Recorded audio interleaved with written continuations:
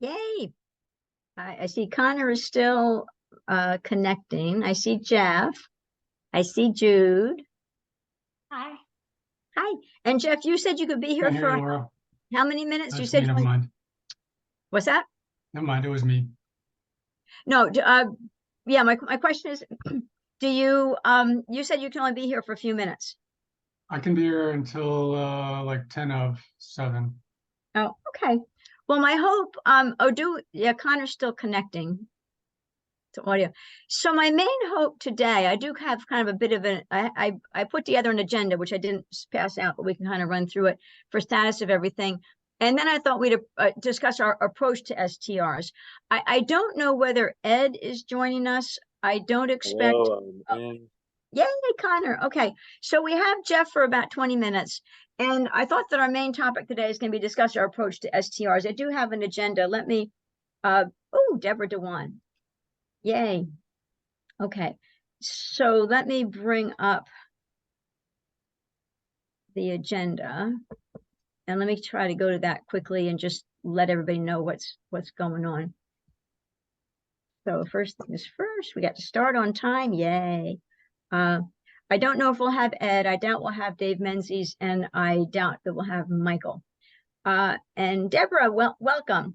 Looks like you're on. Yay. So I'll share my screen. I'll quickly buzz through the agenda. And so the main thing is, status of what's going on.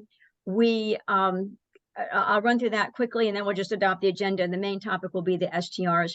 So Housing Oversight Task Force is actually getting close to bringing the next level of the task force proposed updates to the town board. So hoping to get that there pretty soon, and then we'll go into a public hearing. So anyway, that continues. We do have a housekeeping list that we're picking up, and that is on our list of to-dos, but we haven't gotten to that yet. Just a reminder, wellhead protection and telecommunication. The current thought is it will go in the online code when the housing update is passed. The wellhead and telecommunications have both been passed, but they're not in the online code. And if something happens and we don't pass the housing update, we'll make sure they get in the online code. But right now they're folded in to the housing document. So the housing document is complete. So it will be a replacement then of the current zoning law, as well as the subdivision law. But telecommunications and wellhead protection are there. A sign committee continues. We're meeting with business owners for input, so that does continue. Scenic overlay, I want to thank everybody for, we did get a quorum. Everybody on this call right now from the ZRC did approve the updates, and so the scenic overlay, since I confirmed that approval today, I did send that back officially to the town board. So as of today, the town board has it back on their plate. So we'll hope that it continues. And I forwarded to the ZRC a really nice email from the planning board, who, out of courtesy, Judy Kerman asked me to send them the copy. I did, and the planning board said, looks great. So it's just nice we didn't need to get their approval a second time because we already got their input. However, it was great to have them say it looks great. So the scenic overlay is officially with the town board to go through the process, and I'll hope for a public hearing on it next month. We don't have any more town board business meetings this month, but we're hoping for next month that we'll do that. And I'm just looking quickly. So hopefully that would be on the 10th, October 10th. I'll ask whether we can have a public hearing. You have to post legal notices for those, right? Well, that's true. And you got it. That's a good point there. And usually, except for the fact that technically speaking, the public hearing already started and has not been closed. So it would just be a continuation. So I'm not sure if we need to do a public notice for continuation of something that already started. Yeah, okay. All righty. So anyway, so that's what's going on there. STR is what we're doing today. I've included in this document that I can send to everybody. I've included in this document all the key information. I sent the STR committee's work to the ZRC on August 13th, and most recently today, I sent it a couple of weeks ago as well. The link to the Hurley STR law that is of interest is this document here. I should have also made a note, and I will because I haven't sent it to anybody yet. Because Jeff Collins that great set of recommendations. Email. I think you did that today, correct, Jeff? I could go back and look, but I think you did that My today. email was today, just earlier today. Yep. I'm sorry. Yeah, that was today. Right. Okay. Okay. So we want to consider all of these things, and well, I should also add housing committee recommendations and thoughts. I guess we call them thoughts, Deborah, or recommendations. When the housing committee gives us whatever the housing committee will give us, do we call them housing committee thoughts, housing committee recommendations, housing committee considerations? How would you categorize what the housing committee will give us? Well, so I haven't seen, we've had sort of a subcommittee working group. So I don't know what form they will take. I would say they would at least be considerations, if not recommendations, based on what you're looking at. I'm glad, and I think that'll be very much in line with this whole process of trying to move the issue forward, with the input from the different groups that have been working on it. Yeah. Okay. All right. So I don't know how much of a deep dive. Well, I'm excited that we've gotten to this point because we were doing we had scenic overlay off our plate, and then it kind of came back on our plate because of the public hearing, and now we have that back off our plate. So I'm delighted that we're going to start getting to the STR stuff.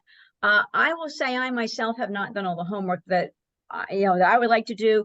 I don't know whether everybody else has done all the homework that they would like to do, but for us to begin a real deep dive, it's good for us to all have I know I've skimmed through the STR committee report.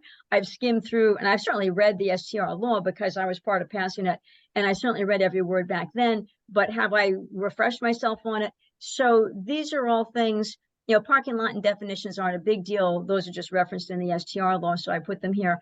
But so it's good for everybody to have looked at what the STR committee gave us, look at the Hurley STR law, look at our own STR law. These other things are, oh, by the way. I love Jeff's email with recommendations. And we could just get our thoughts, have some discussion on those if we wanted to do that today. And then we're waiting for housing committee considerations and recommendations. So I'm thinking through what the best way is to approach this, address this. I think the purpose, and we're going to lose Jeff in 10 minutes. So go ahead, Jude. Well, I wanted to say a couple of things, but I was thinking about this. I printed all this out and I've been looking at things, and I'm wondering, we shouldn't just begin by working through the STR task force recommendations, just going through them and reviewing what they are. And then, the Hurley law is certainly something important to look at. And Jeff, I did look at your recommendations too. I thought they were good. We're all going to need to get on the same page, but I have a real serious question to ask you first, Laura. Sure. Yes, please. Is there really a will to strengthen the short-term rental law? Because I've heard in the last few days, there were a few more permits given out. There were, 10, 15 more permits given out beyond the cap. So it makes me wonder if there really is a will to try to tighten up this law, reduce the number of short-term rentals out there. And Jeff has his hand up. Okay, Jeff, why don't you go ahead? I mean, for me, there's a will to straighten the rules, straighten the laws, to make sure that we do enforcement, to make sure we have control over the STR stuff. All I think we can do is propose the best law we can do and give it to the town board and hope that they pass it. Right. Well, I guess my question is this of serious interest to the town board?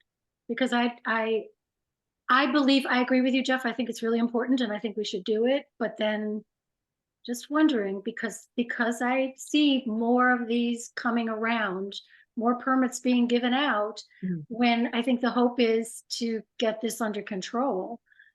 It seems contrary to what we probably will be trying to do. And then I wonder if there is a will. Well, I guess, and I'll ask Deborah since she's here. well, Well, I don't I think it's get, I a get, choice. I don't think it's a Deborah decision because it's. well, no, I think, I want to ask Deborah's input on a question. I'm Okay. still trying to form the question. The question I'm trying to form is, the question in my mind is, if we're going to solve a problem with the current STR law, what is the problem we're trying to solve? And I think part of the problem we wanted to solve, I know when we put the STR law in place 4 years ago or however long it was, when we put the STR law in place, the problem we were trying to solve was the town of Woodstock character was shifting over from people whose families had lived here for generations to New York City people that just had a weekend place, and they paid for it by having a rotating revolving door of people, and it was taking away housing for the people of Woodstock. So the STR law, I believe, was put in place to help solve the housing problem, because we were losing long-term housing for the people of Woodstock, and the character of Woodstock was changing. The people that are tried and true, wonderful people that just live here and they volunteer and they're on the fire department, this and that, none of them, because we got weekenders all filling up the properties. So Deborah, the question I want to ask Deborah, because she's on the housing committee, is, do you believe the STR law as it stands, is it a deterrent to long-term housing? I mean, do you believe that one of the problems we need to fix with the STR law is we don't get long-term housing? So Yeah, I mean, I'm sorry, but before, not to interject, but I mean, just to reframe the question a little bit, is it detrimental to long-term housing? I don't know about deterrent, but just, and please, Deborah, go ahead. But my answer would be yes. We have at least almost 10% of our housing stock tied up in it. And then on top of that, an unknown, but likely at least easily as many illegal operating. It's just sort of common knowledge around the town that a lot of people do this illegally. So sorry, go ahead, Deborah. Look, I'm no expert on this. Obviously, it's been a consideration. The housing committee has looked at it. It certainly has come up in consideration of the considerations of the Housing Oversight Task Force, trying to look to create more opportunities for long-term and affordable housing. And, short-term rentals, it's not just an issue in Woodstock, it's everywhere. But we do have a high percentage compared to other towns in the county. And there are regulations and things that other towns are doing that are worthy of Woodstock's consideration to try. But I think my personal view is you have to look at this in the larger context. And, because we're a tourist town, because there have always been rentals here before short-term rental, the term even existed, there were various ways that people, rented properties for vacation or short-term, and it got kind of out of control. So I think the whole purpose of the regulations was to try and control it. And so I think that's what you're trying to do, is to see where it is in today's context. And with Woodstock's goal and commitment to create long-term and housing that's more affordable to people who live here. So I think, that's what you're trying to do. And let me go. I'm sorry. I just think it's, the housing committee thinks it's very important. To address it. You think the housing committee thinks it's important to address? I completely agree with that. Well, let me go to Jeff next, though. He had his hand up and he's only with us for 4 more minutes. Okay. So Jeff, go ahead. I mean, I'm assuming that it's important to the town board to pass something here. I'm hoping it is. They ask us to look at this. So I'm assuming that they want us to look at it and solve it. My take on the situation is the law that was passed, whenever it was passed, hasn't changed anything. It's made it no better. I don't know if it's made it worse or not, but it certainly made it no better. So given that, I think we'd have to look at kind of a clean slate of how we can make this situation better. And that's kind of the origin of my proposal. It's like, look, I think the most applicable, the best way to limit it is by percentage, right? We talked about 11% plus illegals are already short-term rental. We need to make that number a reasonable number, whatever that number is. 2, 3, 4, 5%. I don't know what the number is. I'm just throwing numbers out. It's smaller than 11. That much I know. And then what I don't like about the idea of capping something is that once you have it forever, because then that makes those people that have it forever very wealthy, and those that don't have it not able to participate. So that's why I like the idea of having it for a while. Then you can't have it for a longer while. I like that idea too.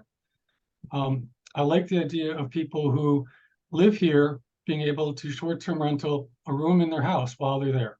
That's the historical meaning of what we mean and what we've done in this town is having guests, having, you know, almost, I won't call them bed and breakfast because it's not that formal, but having people share your house for a short period of time. I think that's something that we can do. And then the last piece is that to accommodate people who leave for 2 or 3 months during the winter. I don't want them to be short-term rental because that's too much I think that's too much, but they can do up to, 30 days or more. And I think that accommodates that situation too, because they can then rent for 30 days or more, use that income to help pay their taxes, help pay their mortgage, whatever. So I think those 3 things work together. And to me, what I'm proposing is also fairly easy to regulate. Nothing is positive, nothing is guaranteed regulated well.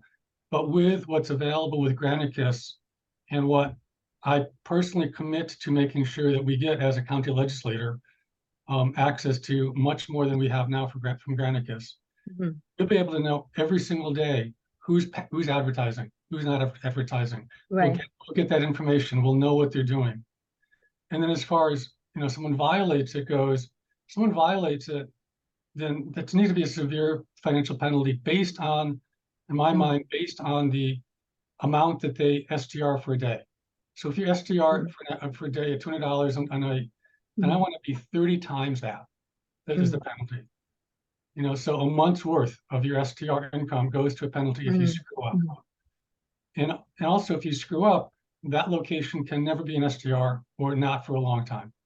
So I think those harsh penalties make people really, if they get caught, it's a lot of money, and you take away the STR for a very long time. So to me, that's at least a beginning of what we should talk about, and a beginning of what we can maybe do to reduce the number of STRs and improve the number of long-term rentals. To bring it more in balance. That's the basis of my proposal and my idea. I didn't look at the other stuff. It isn't working. So that's my honest truth. It's not working. Yeah. So Well, that's why I want to kind of start from square one. Okay. Well, you had recommended we look at the Hurley law. Are you still thinking, Jeff, we should be looking No, at it? I actually don't like it anymore. I think it may be deemed unconstitutional. I think there's a risk to it. Okay, so scrap the Hurley law. That's my opinion. Maybe I'm wrong, and I don't, I like it for a beginning too. So I'm not going to, Jude seems to like it, so that's fine. Yeah. Who seems to like it? Jude. Can you put us okay. can you put us back up on the screen again? Can you put us back on the screen? Well, where you've got your Stop screen sharing. Stop screen sharing. Sure. Okay. I'm going to go. I'm going to dial in on my phone. I'll be on. Can we approve the agenda real quick? Can we approve the agenda? I'll make a motion to approve the agenda. Judy, you seconding? Okay. All in favor? Yay. Yay. Okay.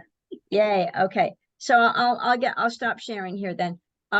Okay. And Jeff, thanks for joining in. I'm gonna just dial in. I'll be in the car, so I'll hear.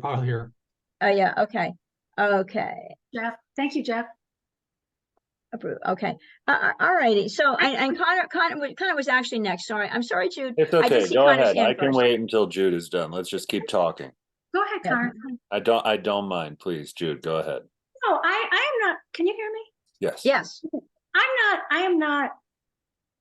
I certainly believe that the law needs to be revised, and probably what we have now, and I agree with Jeff, should just be scrapped because it certainly hasn't worked.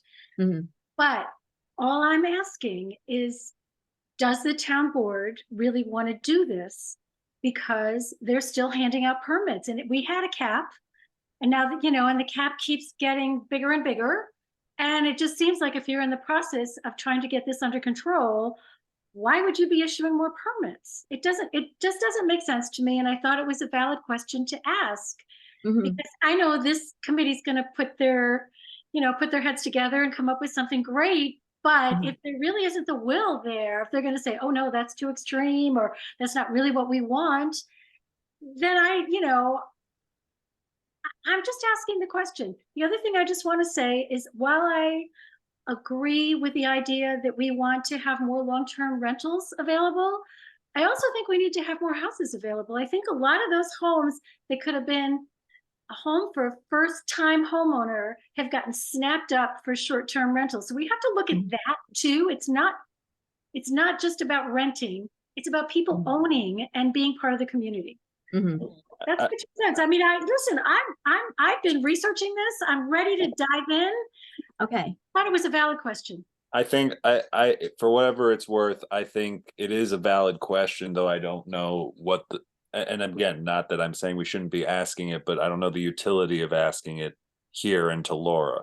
I'd be happy to send, if Laura would be happy to, I'd be, and if I'm sure Jeff wouldn't mind, though I, we'll see when he dials in, that's a question I'm sure we could pose to the town board as a committee. But I don't think it should derail us from having, the conversation we're having now. So maybe at the end we can circle back and maybe ask that question, if for no other reason, just to shed light on the fact that it's going on, are agnostic of our efforts, which, let's give them the opportunity to vote no on it. There's a whole, they'll have to answer for that too. Yeah, I'll give my answer to that. My answer to that is, I think it's premature to ask the town board anything. The reason why I love the zoning revision committee is because we have great people on the committee we have put great laws together. By the way we work together, we've answered some really good questions, and we've put forth things that the town board has agreed with. The town board agreed with the telecommunications law. The town board agreed with the water protection law. The town board agreed with the scenic overlay law. We only had to do some more work because public comment gave us some stuff to do, but the town board all agreed with it. So they went unanimously. Unanimously. So the point being, when this committee, with the thought that members of this committee have put into things, by the time this committee comes forth with a proposal, it is getting adopted. So the reason why you have a work group like this is because if the town board doesn't already have the answers, that's my opinion. If the town board already had the answers, then they had already had a solution. But the reason why they have a group like us is because we come through, we think things through, we talk things through, we hash out the issues, we say, here's what makes sense. And then we figure out what the pitfalls are, and then we solve the pitfalls. So that's kind of how we operate. And I think that once we've gone through that process and we've said, I love everything that Jeff said. I love everything that Jeff showed in the email that he sent us that said, what about this, and this, and let's start over. If I could just jump in here, because I want us to do all that stuff right now, and I don't mean to be rude and interrupt. It's just that I feel exactly the same way you do. I hope Jeff hops on this call right now. I want to go through that list again and sort of make a couple of points. These are all things that me and Jeff had spoken about before in the time since we've been here. Now, I mean, again, like you said, I know you want to get. I don't even feel like caught up is fair. You'll see as we go, and we'll get all types of submissions, say from the housing committee, but. If it's okay, can we continue with it? I'd like to go through it myself now. Sure. But I do think I do think that this group will be able, that our ZRC will be able to articulate, because I think we need to start out by saying, what are the issues? I think if we can articulate the issues, and then we can articulate our recommended solutions, then we go to the town board and say, what do you think? If we just say, oh, do you think, well, I'm just going to be honest here. If we just went to the town board and say, oh, do you think there's an STR problem? Each of the town board members are probably not experts on whether there's an STR problem. So I'm not even sure that you'll get, I mean, I understand why we keep eking in, well, we get a few more STRs here, we went over the cap there. But I really love Jeff's approach that says, hey, let's talk about if the owner is occupied and they're renting out a couple of rooms, why not? It doesn't, if we can restate what the objectives were of the original law and what the objectives are of our update, seriously, why not let anybody rent out as many rooms as they want if they're living there? Okay, so in the spirit of that, would you mind sharing your screen again? No, I would not mind at all. I'd like to start at the top. because these are things we spoke about, and I know Jeff rushed through it, but like I would like to speak a little bit as we go through these again really quick, just to what I think Okay. the issues are that we need to address and Then assert. I put it in forward mode for the reason that I can mark this up as we talk. Whatever you feel like. I just want to say like we look to limit, just starting with number one, limiting them to a percentage of the housing units in town. I mean, I think that is something that's obviously going to become informed when we talk to the housing committee. I know we already had a submission. I don't remember if it was from the county or the highway department, but they went in and said, you know, if you're looking to meet some affordable threshold or even a housing goal, that 380 should be more like 80. And we need to get that in our record, so it's part of the consideration. But so in how we think about that much, you know, and I don't know if we want to write this down too as part of how we consider this, but I think the other word I was looking for with Deborah before was corrosive.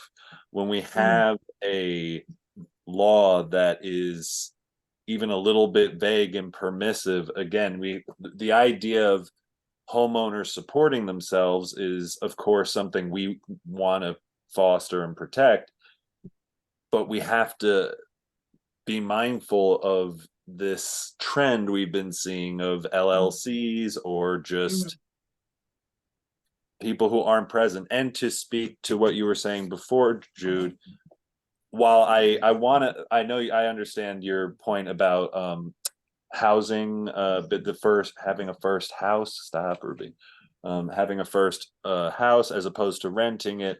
The only thing I just want to say is, like, before this, the conversation was about weekenders and people who only were up here on the weekend.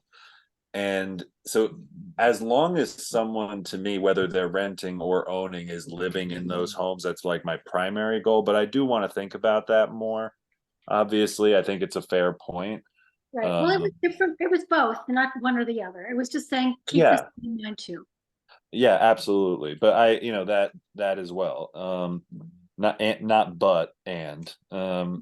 Exactly. And so, like, so firing from the hip, like, if we want to be realistic that there's always going to sort of be a specter of an illegal presence around STRs that we should consider in our percentage, because while we want to create perhaps a somewhat permissive environment where people can legally obtain what we deem to be a reasonable amount of STRs, it should be cognizant of the fact that if we have an idea of how many people are doing it illegally, whether they do or don't, that's still coming out of the same housing stock that we're trying to protect. So, like, firing from the hip, if we think we could stomach 10%, then it should be 5%. You know, I'm sorry. Say again. If we could start, if what can be 10%, then what would be 5%? If we're prepared to say put 10, like, at any time lose 10% of our housing stock, like if 10% was the number, I'm not saying that's what it is, but let's say that's what it was, that's approximately what it is now, what we're missing legally. So I'm saying that number should probably be half of that, and then at, like, just firing from the hip right now, like, to say that if we at least if you double that 5%, then we are at that 10% threshold. And giving us some wiggle room, or at least margin for error. I'll just blow through the rest of these really quick. Well, Jude had her hand up though. Sure. So let's give Jude a chance. So in looking at what the STR task force gave us, they said there's 486 now. 486. But that is based on 2019 data, so that's not even up to date. Yeah, I was gonna say that sounds.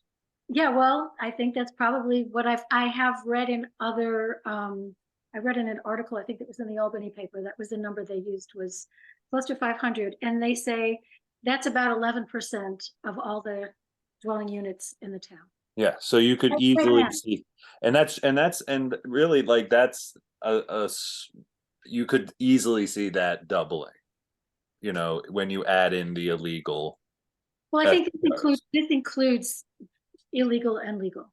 It does include illegal. That's what they said, both registered and unregistered. Okay, so that makes more sense to me then. I was like, whoa, I didn't think, like, if that was 480 legal, that would have been.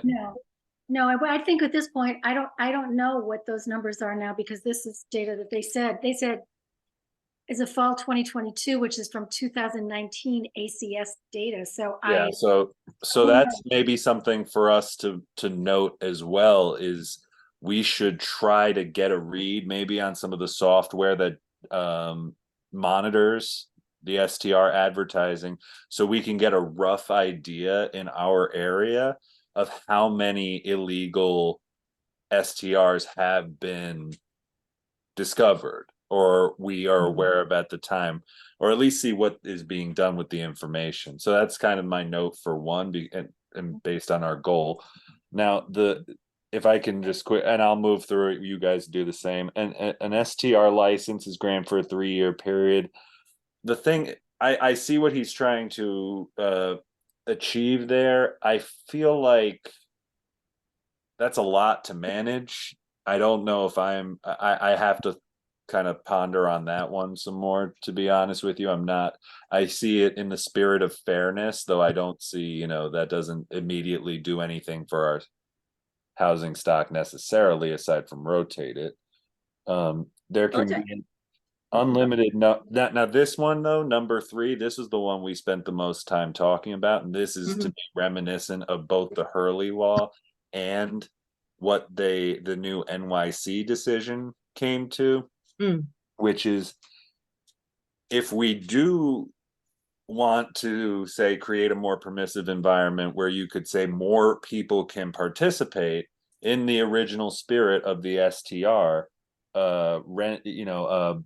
having a STR in a room that is shared as like the primary dwelling with the owner, not with a separate entryway, but like a room in the same house. In theory, you don't need to put a cap on that.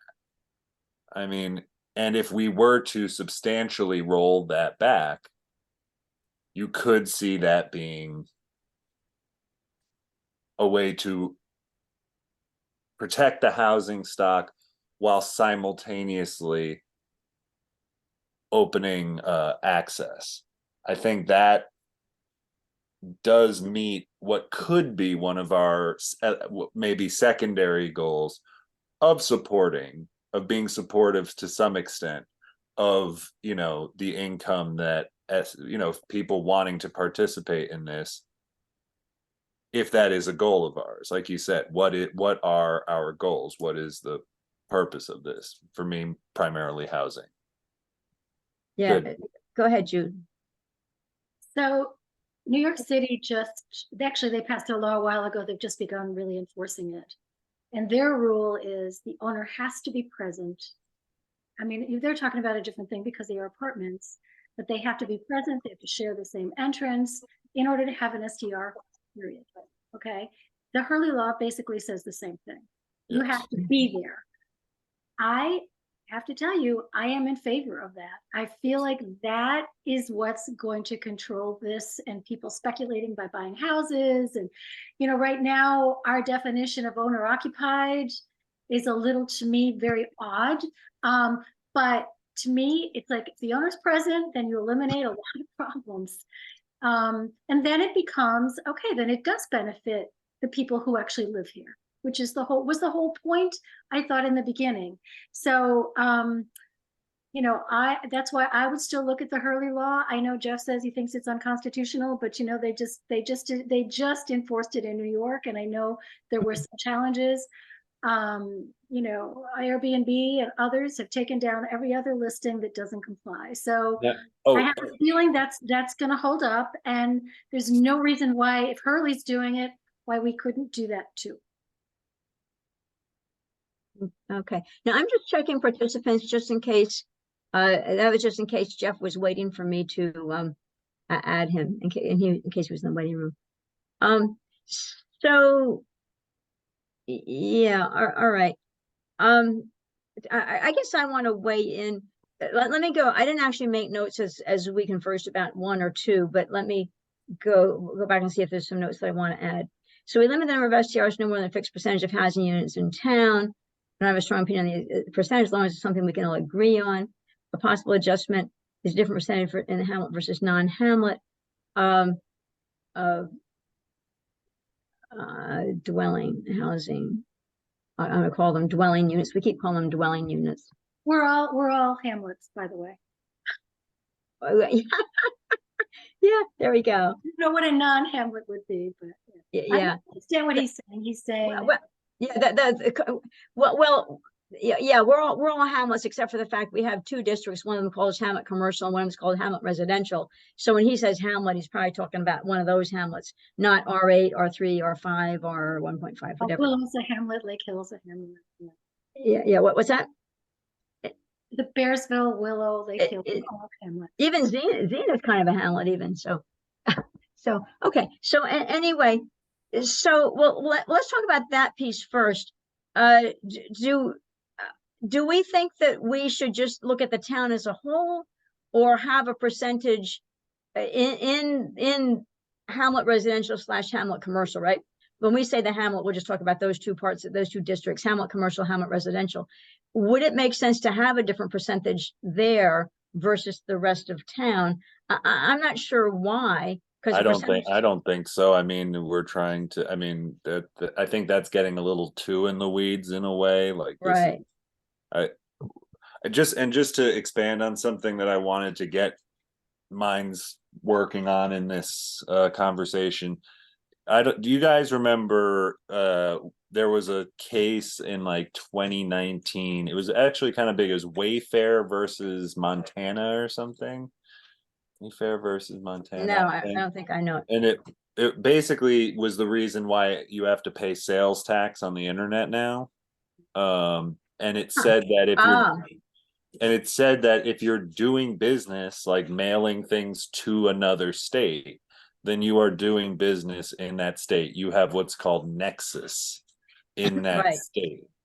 And I just think that is something for us to consider, because it's really the same thing except even more granular, because they're not just trading items across state lines, they are occupying homes. So to some extent, you could see a world where that is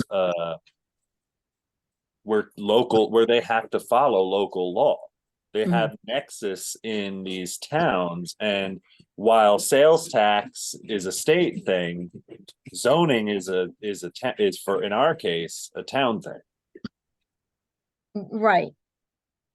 Well, and you're saying keep it. Well, anyway, so you say keep it the same. So we're there. So now, if 11%, according to the STR task force, if they say 11% of the dwelling units in town are STRs, and that counts legal and illegal, would we have to do research to figure out what percentage of what we want to call legal? Do we not have to do some research, or do we think 5% is our gut feel, or 5% is just my gut feel. It's not something I want to run with. I'm only saying that to be more illustrative of how, if it's 10% now legal, right. It's really more than 10%, then let's try to figure out what our target is agnostic. So and we say, well, so 486. So we say, I'm sorry, how many dwelling units are in town? There are 486 was the number of STRs, but does it say how many dwelling units are in town?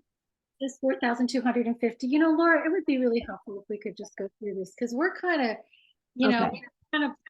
we're talking without, they did the research. To me, if we could just go through what they say and then from there go on, I feel like coming up with a percentage, what they actually said is what the usual recommendation is 1 to 2% in their, what they say.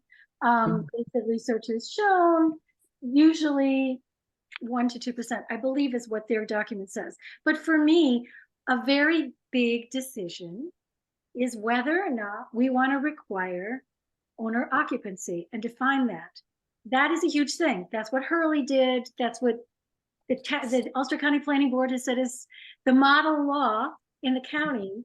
I think we have to figure that out before we decide what the percentage is going to be, because if it's owner occupied, you have to live there. That would be a different percentage than people who are non-owner occupied. Now, if I could just to speak to that really quick, the last thing I wanted to say going through this that I think wasn't really broached is if we did have, say, a much more permissive structure in a world where you have to have not only owner occupancy, but like owner proximity, where you are sharing the same dwelling unit or dwelling space, however you want to think about it, with multiple bedrooms. Perhaps that then makes it so that there could be a two-tiered sort of thing where you have this one, again, you have to register for it, but it's much more permissive, easy to get for this. And then say, again, arbitrary number, 80 licenses for people with attached or detached ADUs. And the question of how if we rotate them and who gets them and what the thing is, that's different. But I do just think if we did that, we could probably still have a small, modest percentage of the STRs that we are now trying to curtail. I mean, or I don't want to speak for anyone. I know this, but like I am trying to curtail. So I think the larger percentage of what's going on legally and illegally are the non-owner occupied. People are renting their entire house and they're not present. They're not on the premises. So I guess to me, you know, again, I'd like us to go through their recommendations, but also, and believe me, I appreciate Jeff's comments, and I thought there were a lot of things in there that I really liked. But it just makes sense for me to start with them.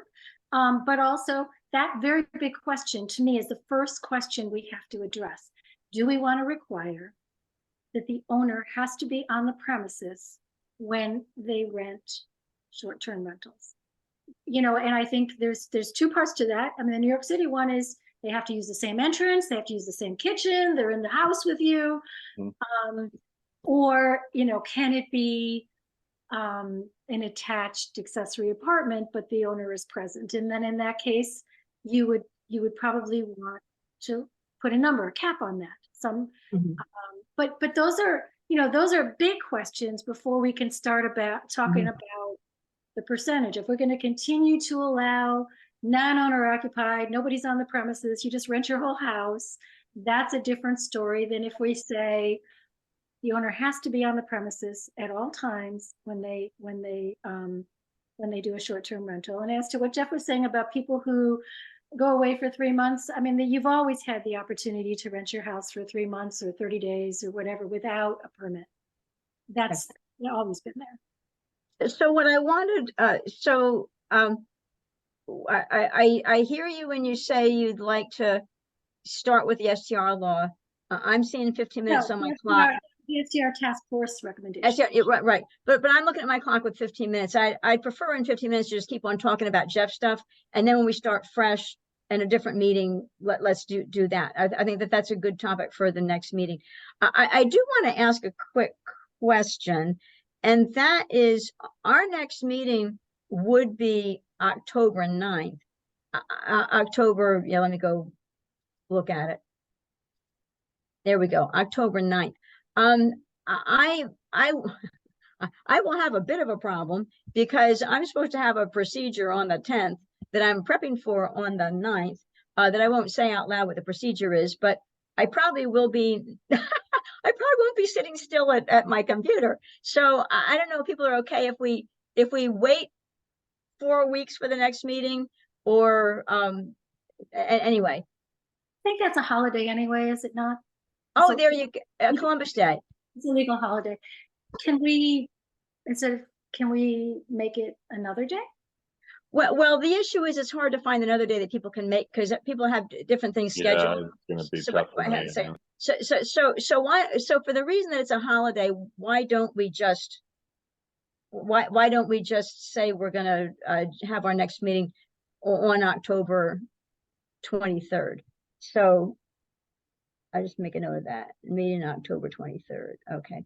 And then I do like the idea before we go, if we only have 15 minutes left, because if we want to go through Jeff's stuff again, I'm fine with it. But I like the idea of getting some goals down. I mean, okay, like, are we, and again, even as questions, not as like some set in stone decree for us to focus on, Mhm. but like, we want to encourage long-term rental, I think, as a passive or active, goal of ours.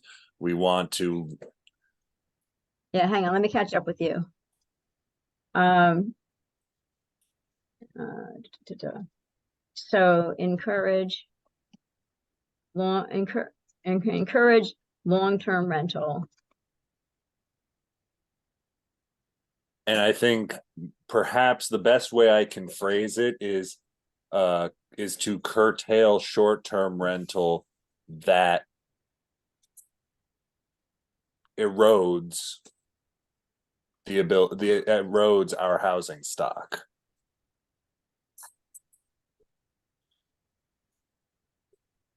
Works.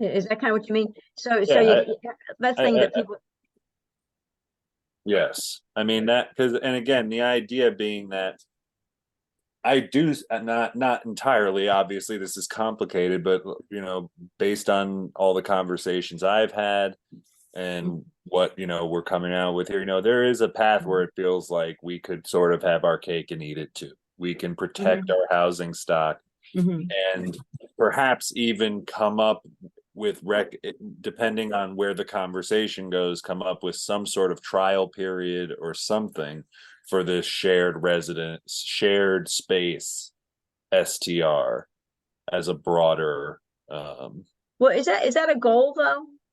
no, I don't want to say that. Yeah. I'm just saying I just feel like phrasing it that way as opposed to just straight up curtailing STRs.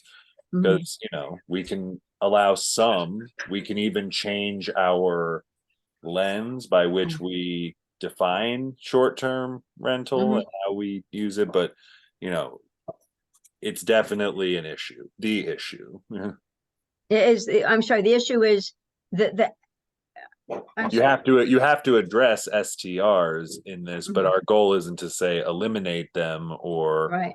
Mhm. anything. It's to better, Mhm. corral them for. Mhm. So that those are my two that I would put out Well, there.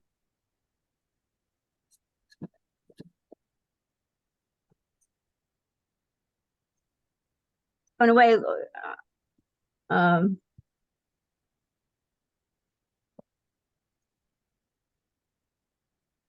I don't know if this makes sense, maybe it doesn't make sense. I just kind of I added a third one.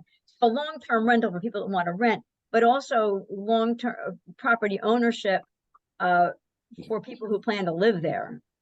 Yeah.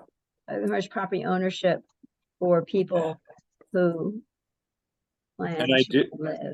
and maybe I'd like to add, outside of the scope of our ability to change the law, just like we, in the course of doing the scenic overlay stuff, we sent a recommendation to the town board that they do a drone survey. That wasn't, it's not something we mandated, Right. but we sent a request.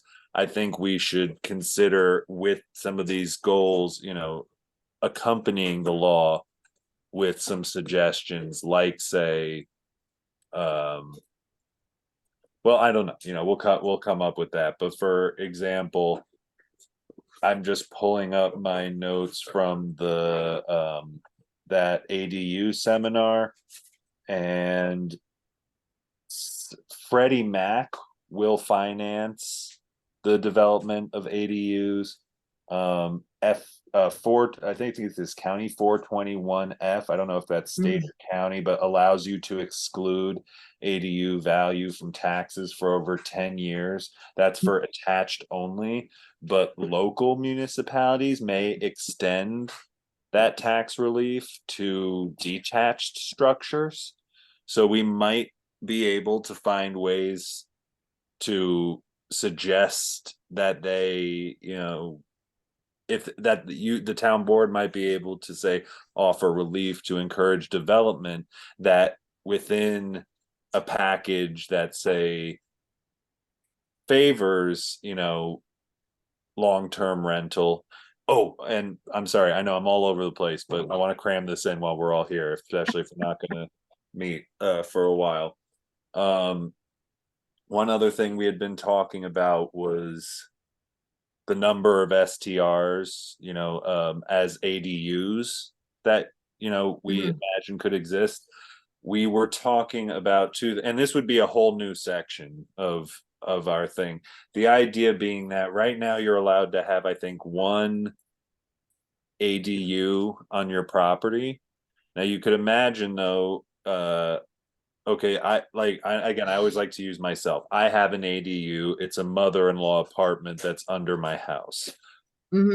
I like the idea of considering, and I don't know if this is something that we can work into the zoning code, but allowing with a yet to be determined pre-committal to only doing affordable housing, or at least for 10 years or something like that. We would not only allow ADUs, maybe a second ADU to be built, but if we can come up with a classification for it we could maybe allow more than one unit in the same footprint. So almost, the idea would be just like we were talking about changing from units or to bedrooms. The idea is to change it from ADU to like accessory dwelling structure. Yeah. Rather Well, I than think we're a little, unit. yeah, and you're losing me a little bit. The reason, and I'll get to you, Jude, in a sec. You're losing me a little bit because the reason being that the Housing Oversight Task Force has already, we've already gone with the county recommendation that says if you have a first ADU, it cannot be an STR. So the county recommendation already says the first ADU can't be an STR.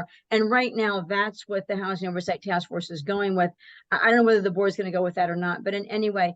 So, and Jude, I'll go to you, but I want to go back. I want to get, instead of tangenting off, I want to hit these 4 items, 1 through 4 that Jeff had, so that we're closed on this. So Okay. Jude, you had something, and then I want to kind of go back to this stuff. So go ahead, Jude, you had something. No, let's go. Okay. So, anyway, so reading, we limit the number of STRs to no more than a fixed percentage.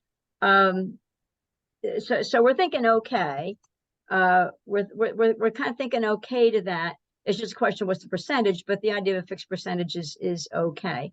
Just gotta go ahead. And whether or not we're going to require that the owner be on the premises, primary residence. Yeah, you're gonna, but that you can't talk about this fixed percentage until you determine what you're right. Okay, owner occupied could be different percentage than non-owner occupied, right? So I made that note here. Owner occupied could be different percentage than non-owner occupied, and then we'll get down to this unlimited thing of the rooms. So first off, okay, so we'll go down and then we'll come back up.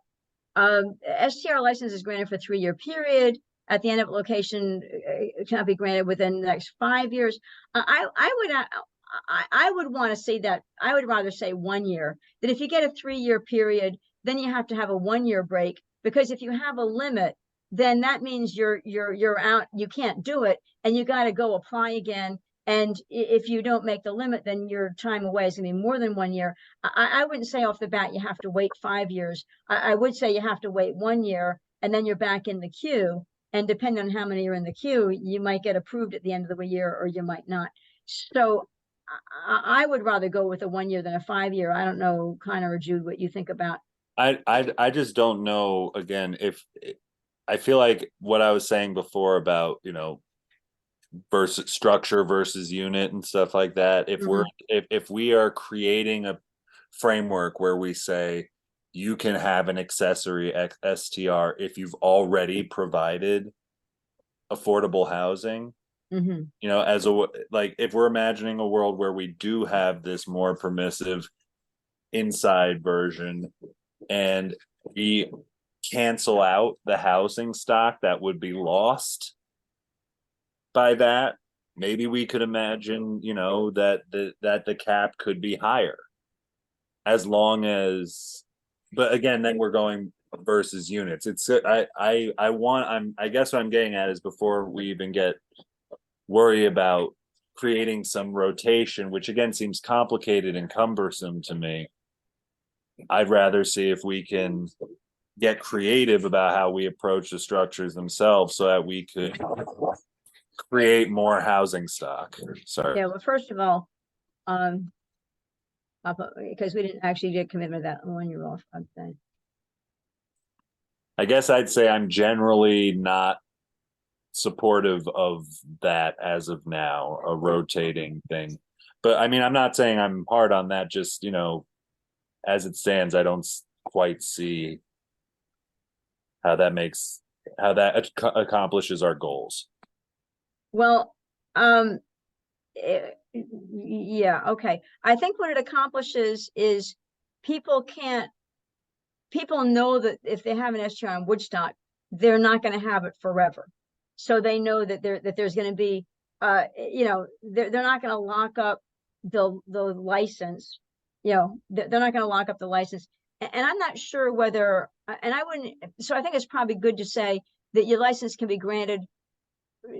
I'm not sure as I would grant a three-year license, because then somebody who gets a 3-year license, they use it for a year and then they don't use it for 2 years, then they're taking up space on the license. So I might say, instead of, I'm just going to say prefers, instead of a 3-year license, 1 year license with a max renewal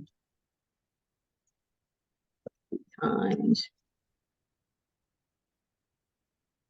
and 1 year off rather than 5 years off. So, and if I were to say, license, 1 year license with max renewal, yeah. Okay, so when you talk about dwelling units, because again, the new housing law is saying, like you were saying, Connor, somebody's already got to be providing affordable housing before they can have an STR. Then you're kind of in a way saying that you have to have 2 ADUs, because if they're living in their main house, they can't possibly be providing affordable housing unless they have 2 ADUs to get their STR. And that's kind of what the Housing Oversight Task Force law is already proposing, is that if you want the second ADU, your first ADU's got to be affordable housing. Go ahead. Well, I get, That's not what they're proposing. They're proposing the first ADU has to be a long-term rental. But I think that I would love it if it had to be affordable, but what it's saying as of now is that it has to be long-term. But I thought that it also said, then if you're going to go forward for your ADU, I thought that the long-term had to be affordable if you want to get a second ADU. I thought that was in the law. I could go back and double check, because I haven't seen what they wrote after the county made their comments. So, yeah. But I know the county said the first one had to be long-term before you could have a short-term. I don't know that it said, when I went back and looked at the county comments, it didn't say anything about affordability. Now the HOTF might put something in. now again, what I'm prefer, it says Connor prefers requiring. I'm not even quite there yet. Okay. I don't know in terms of, I have no preferred requirement. I just don't know that I'm there yet for that. What I am getting at with the attached, or rather the accessory dwelling structure, as just a sort of a direction of conversation to have at another time, is the idea of creating a more permissive atmosphere to develop more long-term housing, and hopefully through the same effort make it attractive to be affordable. So the idea being that if we say you can have one attached ADU and a second ADU or ADS attached dwelling structure, then maybe in the same footprint, like the same building footprint, so you can keep the density tight, you could get 2 units for long-term housing where you would have been able to get 1. Well, and again, we're talking about STR, I feel like we're staying a little bit from the STR, but anyway, so we It's just, again, I get that. I just mean, if we mention it here and we create that sort of, if we start using that language, which is, at another time, I have more notes from the ADU panel. okay. It's an opportunity for us to sort of keep with the comprehensive plan, but do more with what we have the opportunity to do with. Okay. Laura, Yeah. I'd like to add something in here. I know we're going through Jeff's list, but this was something that you recommended, was that in order to have an ADU, you have to have been residing in your house you have to at least own your house for 5 years. Yeah. Well, and let me get, I can't do 2 things at once. Believe it or not, I took a listening class, and the best thing I learned is I can tell when I'm not listening. And if I'm doing something, I'm not listening. And if I listen to you, I'll forget what I was going to type. So sorry for saying hold that thought, but hold that thought. To have ADU.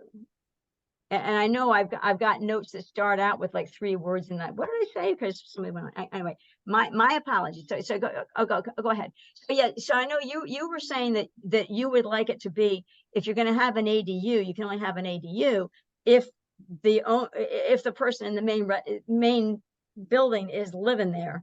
And I'm not sure where the housing committee came down on that, but go ahead. That's not what I was saying. You had proposed some time ago that in order to have an STR, maybe I misspoke. In order to have an STR, you had to own your house for 5 years. It was a proposal you made, which I thought was. I did. I threw that at a town board meeting, and I think there was a realtor in the back that looked aghast. Well, you know what? The thing is, they are advertising these as it's, when they're putting the house on the market, it's an STR, and I think we have to nip that. And I think there are other laws where people say you have to reside. Maybe it's not 5 years, maybe it's 3 years. You have to own your house before you can do it. And I think that makes a lot of sense because it discourages speculators. Which also reminds me, we should probably add a note to the number 3, saying and hold that thought. Just like I said, that you hold that thought.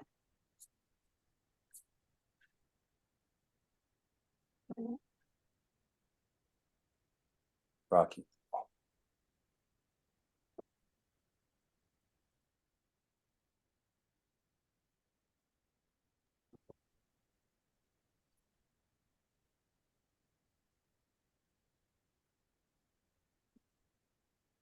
Okay, so go ahead. I can listen to you. Just, it says at the end of 3 in the notes, room in same house with same entry as primary resident. We may have to get creative about the language. I don't know if primary resident would be okay. Again, this is where the sort of constitutionality of it comes into play. So I think we should just have a note there that says, like, something to point out that our language needs to be constitutionally sensitive and considerate for that in particular, because this is where the rubber meets the road. I say it needs to be legal. Yeah, I mean, there are where some of these laws are failing are on constitutionality. Like in New Orleans, there was a lawsuit where they failed because they said you couldn't bar people from other states participating. But New York City just did it. But New York City just did it, and so we need to see if let's stick close to them, but let's just be aware of, like, it's that kind of language. I'm not sure what happened with Jeff's, but I thought the Hurley one looked really solid. So that here to you do it here, sure, to our Constitution. I agree. I read it through and I thought it was really good. And the county board has still said it's sort of the gold standard in the areas. Yeah. Yeah, okay, I think we should okay. go that too. And one note that didn't make it before to number one was we should look out for that report that came out. I think it was from the county, maybe the county planning board. I don't remember, that looked at the number of STRs we had active, and they recommended something much smaller. It was I thought the number was 380 legal, and they had said more like 80. And we should find that and have it, read it to the class, as it were.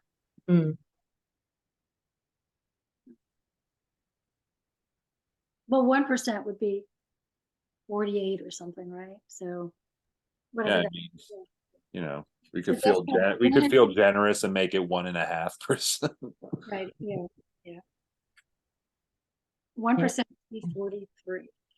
So Okay, do we want to say anything about what Jeff said? If someone leaves their residence for extended times, they go to Florida for 3 months, can't rent their residence for any period less than 30 days. So if they go to Florida for 3 months, they can have 3 months.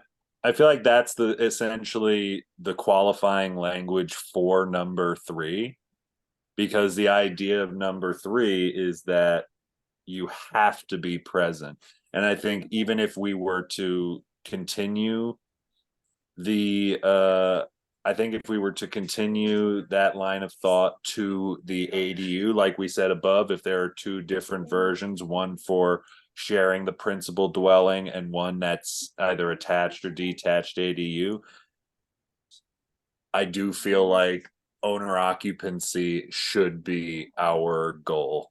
I mean, I would put that down as like creating total owner occupancy as a goal, because I'm sorry, I know there are people I'm sure I would enjoy their company very much in the right circumstances, who I just cannot sympathize with telling me I need to run an STR out of my second home so that I can keep my second home. It's just not, I'm sorry. I don't want to hear that. agreed. Okay, so my notes aren't really making a lot of sense here, but that's okay. So Day one. yeah, okay. So I guess here's a question that I have. Okay, so get back to number 4. So someone is we call them snowbirders, right? I live here 9 months a year, but 3 months of the year, December, January, February, I'm just not going to live here. I'm going to Florida. So why would it matter if I'm going to STR my home for, say, December, January, February, because I'm in Florida, I'm not there anyway. If I'm going to STR my home, it is my primary residence. If I'm going to STR my home, why does it matter if I have weekenders or people that are there for a whole month? Why? What is the logic behind making that a requirement? All right, so I think I can speak to this. And again, it was a bit of a healthier industry before STRs came around and the stock depleted so tremendously. But there was again, not ideal, but a somewhat more healthy transit of people who would have 3 to 6 month leases and kind of hop between places, summer versus winter. And again, it's easy to sort of look at these STRs as their own sort of self-contained thing, but one of our goals of encouraging long-term rental and property ownership is really, that's what it comes down to. My goal someday is to make every year I'd like to go away for 1 month. And if I had an STR, I don't think I should be able to rent it for two main reasons. One, in the spirit, even though it's only a month, in the spirit of keeping that housing stock alive and supporting long-term rentals, I think it's a fair requirement. But 2, one of the issues, and maybe we can add this to our goal that we're trying to mitigate, is to create a healthier, literal neighborhood environment, because a lot of the complaints we get from these homes that have lackadaisical management and monitoring is that there's trash being left out, there's parties going on all into the night, there's so I'm sure some amount of property damage or something, you know, and the idea being that the goal of having people there, the primary resident there, the owner, should be to maintain the character and harmony of the area. And yeah, now they're forming like a bear task force, I guess, like because people are seeing bears more. But you know, it's like, yeah, here's your the task force. They'll come back, put your trash away. You know, Yeah, that's but see, but I'm still tripping over, I'm still tripping over number four. I'm still not getting it. I'm not getting it because a 30-month, a 30, if you rent out your residence for less than 30 days, so now I've got somebody who can live there for 30 days. That's not really a long-term rental either, because that's not where somebody's going to live. If you're going to kick them out after 30 days, you haven't moved somebody in who's going to live there. So I'm still not getting number four. I'm still well, not getting why, if I'm gone for 3 months, I go every, which I don't, of course, I stay here. But you know, if I were somebody who went every December, January, February, I went to Florida. Why would it matter if I had a revolving door of people staying here or one person that stays for the whole 3 months? Because it's not going to help the long-term rental situation if they stay for 3 months. I'm still kicking them out because I'm coming home in March. Go ahead, Jude.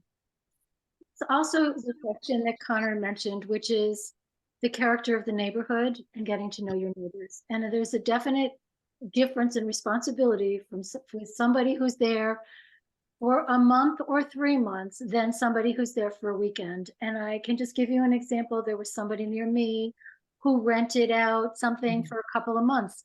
I got to know those people. They came in, they asked me questions, they needed some help, whatever it was, but I knew who they were. And it felt, again, like a neighborhood, not like a revolving door of strangers. And, you know, people who I didn't know who were in the neighborhood. I think it changes the character of a neighborhood. And I do agree with Connor. There was a time when people would have their winter rentals and then they would have their summer rentals. And I think, in fact, these people who rented this place, that was their situation, is they had a winter rental and they had that then became, actually the owners came back in the summer and they had to go somewhere else. But it's just a different feeling. And this is one of the things that I spoke about when the short-term rental law for that public hearing, as I said, you're changing the character of the neighborhood. You're changing how it feels to live on a road and know your neighbors. And I think somebody who's there for a longer period of time, be it 30 days, 60 days, 90 days, 120 days, it's a different feeling. And I do think I understand that we're also looking at, you know, increasing our housing stock and all of those things, but we also have to take into consideration the 90% of people who do live here and what their experience is of the town and their home. It's, you know, that is important too. I think we've given precedence to these people who want to make money off of their property, and to the detriment of those of us who live here. And I think we have to look at that too. So if you want that to be one of your goals, you know, preserve our neighborhoods, preserve the 90% of us who don't do this, who enjoy our homes and enjoy being able to see our neighbors and know who they are, preserving that. I think that's really important. And just to add on to that, because again, to just the original question of 30 days, like the utility of making it 30 days, I'm sure that this is all fairly plastic. I would say maybe the question there is more, what is the definition currently of long-term rental? But I will say, and again, the function of these houses, though, I think it could be even more healthy than it was when there was this winter summer switcheroo. You know, determining that anything less than 30 days is what's the word, transient occupancy, you know, short-term rental, that just being I think or anything longer than 30 days being long-term rental. You know, there is a value in, say, someone who I've seen happen with more than one person who goes and maybe needs a buffer place. You know, the idea being that some housing fell through and maybe they are only looking for a 1 month lease to kind of get their you know, bearings or whatever it is. I could see how that could be on its own valuable, but that within these confines, I feel like will work itself out very quickly, because someone going away for 3 months can, I'm sure, find a 3.5 month tenant. I guarantee it. I'm especially over the winter. It's lacking year round. Okay, go ahead, Jude. So, someone had mentioned to me this some people who are looking for some kinds of opportunities. They've had a fire, they've had damage to their house, they need someplace to stay while repairs are being made or things are being restored. So that's another place where that longer term rental can be very helpful. Somebody was asking about that about someone who's going to rent their house. So I do think that there is interest for that, and and okay, going back to what Connor said, I do think there's an opportunity and interest for that, and I think the 30-day is not random. I think it's kind of standard, that number. I don't think the town just pulled it out of the hat.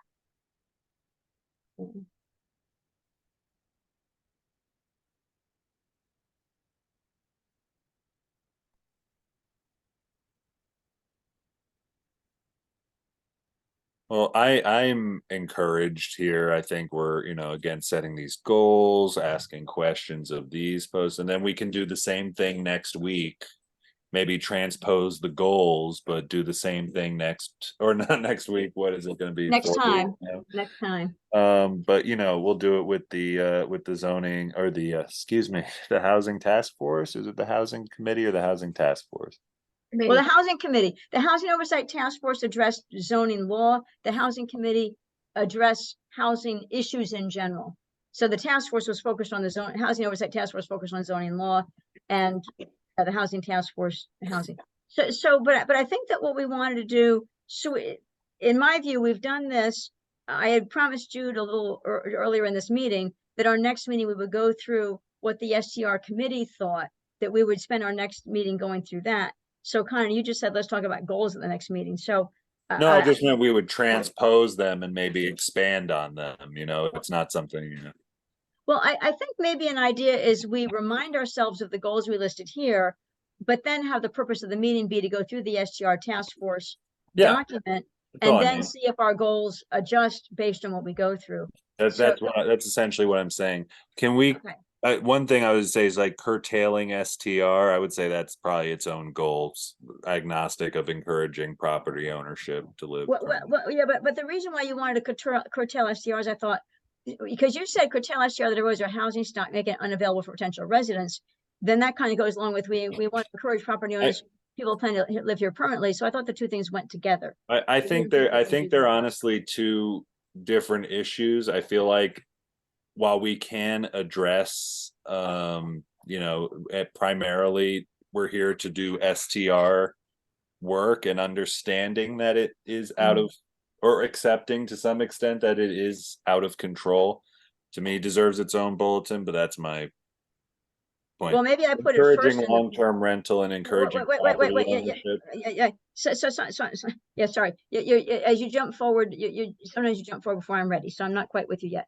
So would you like it better if I put the curtail as the first thing, and then the following one is we want to encourage property ownership. So curtail the STR, the roads housing stock, make it unavailable for potential residents, because you want to encourage property ownership for people who plan to live here permanently. So if I put that first, does that bother you? Is it on the same line? I just think it should be a list of 4. That's all. I feel like they're worthy each of their own line. That's my own thing. But I thought the reason why we're curtailing STRs is so we could get more property ownership of people that plan to live here permanently, or long-term rental. But the idea here is that the eroding of the housing stock, just stopping STRs on their own. I'm not saying stopping, but just addressing STRs on their own isn't. There's more we can do, I think, to examine and encourage long-term rental, long-term property ownership. Potential,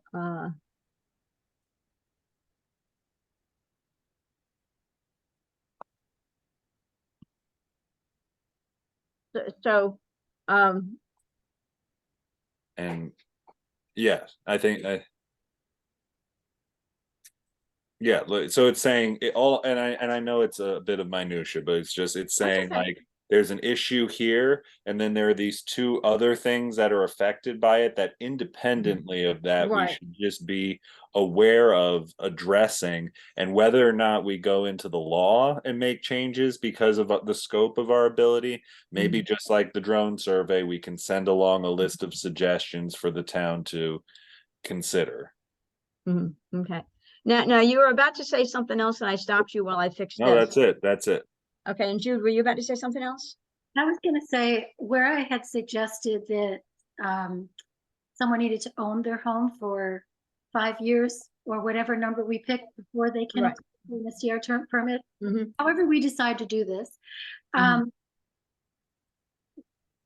Either way, no transfer upon sale. No. That has, Okay. that has to be an absolute, that there's no transfer of STR. No, no, And no. I thought that I added this somewhere, but where did, I could have sworn I added that. Hang on. a No. second. It's hard for me to see because I'm on a laptop, so it's hard for me. Okay, well, I'm on a laptop too, but anyway, when your license, I could have sworn that I added something about, oh yeah, there it was. I added as do we want to require that property owner owns property for X number of years before can STR? If so, well, even if not, we wanted to say don't allow STR approval to go from property owner to property owner. I think that could be its own separate thing. No Right. transfer upon sale. Right. Okay. I mean, I think that I've seen a lot of these laws. I've been looking at these laws and they say, a lot of them say no transfer upon sale, but they say, for example, if you inherited or you're a family member, then yes, but not just a regular sale. Yeah, no transfer That's something that upon sale. Right. And I don't know, should it transfer in? STR. I don't know that it should transfer in an estate either. I don't see why, right? I mean, that's kind of a sale too. Well, it's not. It's kind of, it's all in the family. Say I'm living in a house with mom, and mom passes away. Now I can't do the same thing mom did. I mean, I would see it as being. Yeah, I mean, maybe, kind of. Yeah, There's I mean, I would. I know the sale of property. I feel like it's one thing if it's a spouse, like someone who's lived on the property, like Well, that's what I mean. Yeah. Okay, transfer I guess, yeah, license. again, you don't have to get into it now. This is we have plenty of time. Right, that's a detail. Yeah, I just say okay to transfer license upon inheritance of property. If you inherited the property, then you can transfer the STR license. But if you bought it, okay, all right. So our next time we're going to start by reviewing the goals, and then we're going to go through STR task force document. Yeah, I'd like us to look at the Hurley Law at some point too. Okay, well, do you want to do that before we look at the STR task force document? I feel like we could probably do both, right? Next time. I think I don't mind staying a little later, especially if we're, gonna meet infrequently. Well, I thought that the STR task force was a 12-page document. You think we're gonna get through that in one meeting? Yes, I do. I do. I mean, I think that we can look at the sections, and I mean, like some of this is background context, and then there's other laws, and they do talk about administrative fees. I don't know that we want to get into that right away. Yeah. Okay. Yeah. All right. So we're gonna start. We're gonna start with the goals. Go through the STR task force document, then review the Hurley Law. If we get it done in an hour and a half, that's great. If we don't, we just go to the next thing. And I think that the issue actually in November is then you have Veterans Day, which always winds up falling on our meeting. So I don't know whether people care or don't care about Veterans Day falling on our meeting, but if I weren't having wait, what was that about? What on our meeting? Well, November. So we got Columbus Day falling on our meeting in our our second Monday meeting, which is our first meeting of the month in October, we have Columbus Day. The bigger issue is my little procedure where I think I won't be sitting still in a chair. Just saying. But anyway, but then November, I don't want to miss the second Monday in November, but that's always Veterans Day. And I'm happy to have us meet on Veterans Day. So we'll be meeting a bunch, I think. Go ahead. Veterans Jude. Day is always on the day, so it's on a Friday this year. Oh, Veterans Day. We Oh, tried to make it to Monday, and the veterans said, nope, we have to have our day, so it's on, it's on a Friday. it's on the 11th, right? November 11th? Well, it says the 10th, but Oh, 10th. maybe Okay. it's observed on the 10th. I think it is the 11th. Oh, So fine. it's Yeah. a Oh, day oh, so the holiday. So people get the day. People who get the day off will get it off on the 10th. Yeah, even though yeah. Okay. Perfect. Yeah, Perfect. so that's Okay. great. We'll meet. So we're gonna have in October. Then we'll have one meeting in October, 2 meetings in November, and 1 in December because I'm not planning to meet the 4th Monday in December. So we'll have a bunch of meetings to go through a bunch of stuff. So cool. So we have a plan. Thank you both. Jude. Is there anything that we all want to agree that we might want to do before next meeting? Read through the STR task force. Yeah, if it could you forward that to me, Jude? I have a mountain of emails. Yeah, well, I had just when I resent the today, I think I resent something that has the STR task force. Let me Oh, well, I guess I didn't resend it, or is it? I'm going to stop. Oh, at the STR Rex 2023.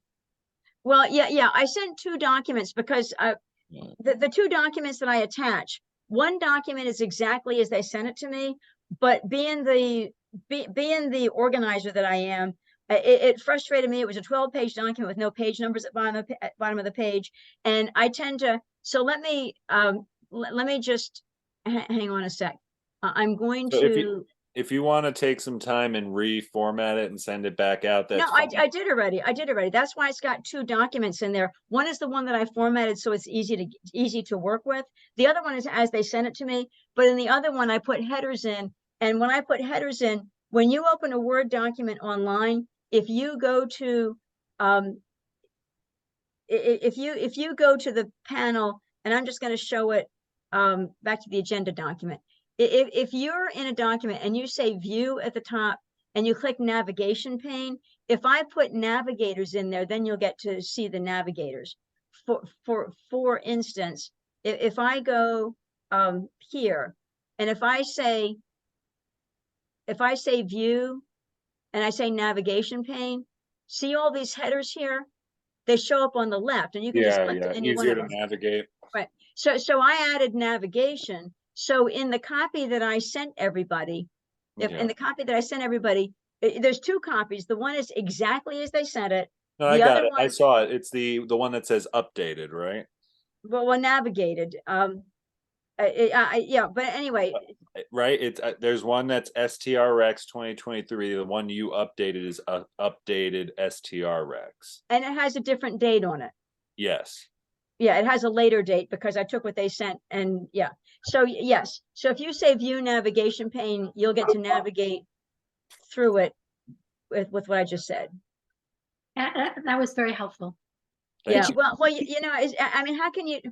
I mean, I don't mean to complain, but I review documents all the time, and a 12-page document with no page numbers is like, how do we how do we proceed with this? So I just did some things. So I didn't change the wording. I didn't change the wording of anything, but I just made it so we could navigate, so we could look at it. So thank you. Well, you 2 have been wonderful, and thank you, and passionate about the topic. And so I will let everybody know that our next meeting is October 23rd, and that October 23rd, and that we will do those things. We're going to start with the goals as we list them here, and then go through the STR task force document, and then review the Hurley law, and that we've already added these comments to what Jeff said. Motion to adjourn. Yay.